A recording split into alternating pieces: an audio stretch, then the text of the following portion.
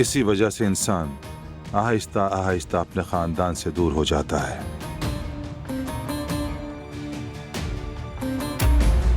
तुम्हारी एक नेकी पर तुम्हारे 1000 गुनाह नहीं भूले जा सकते हसन।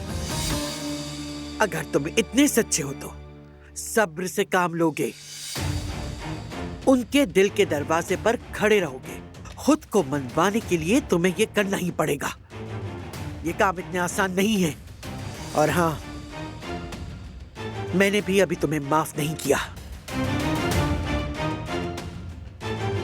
माफ मत करें, कोई मसला नहीं। दिल के दरवाजे पर ऐसे ही खड़ा रहूं, इस दरवाजे पर भिखारी बनकर रुमाल फैला दूं तो कौन सा फायदा हो जाएगा?